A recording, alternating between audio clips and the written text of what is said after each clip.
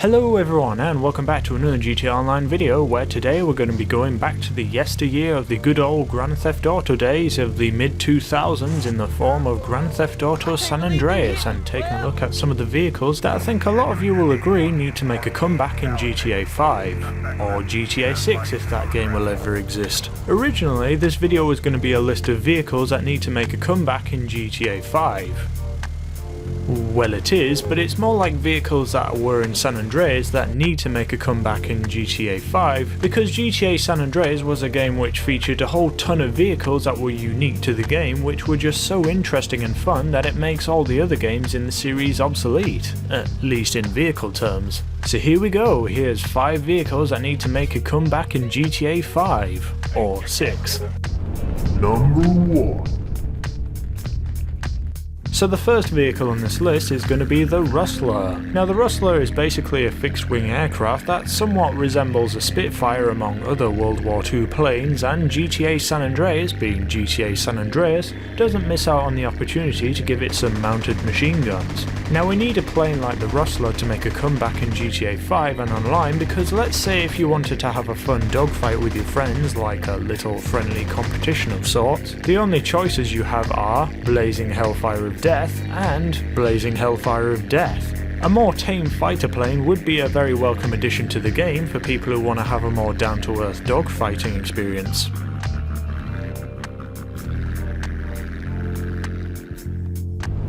Number 2.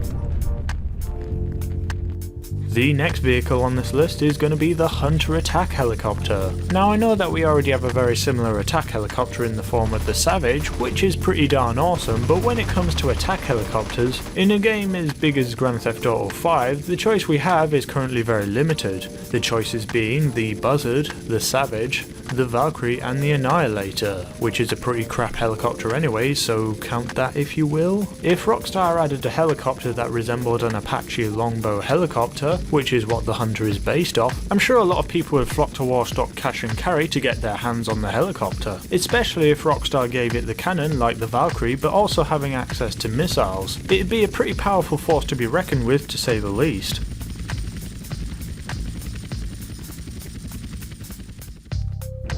Number 3.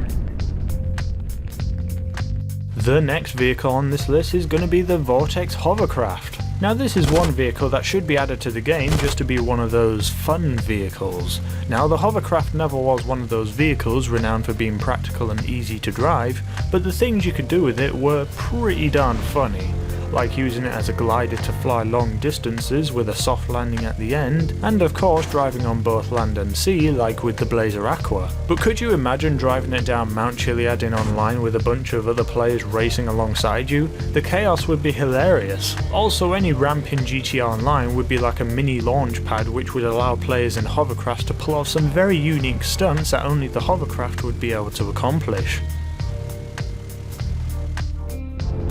Number 4.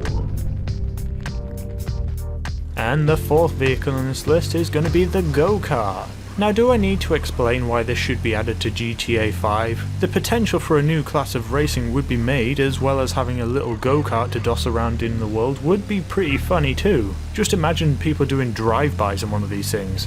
It'd be pretty comical to say the least. And as I just said, the possibilities of creating go-kart tracks is something that I'm sure a lot of people would be really interested in.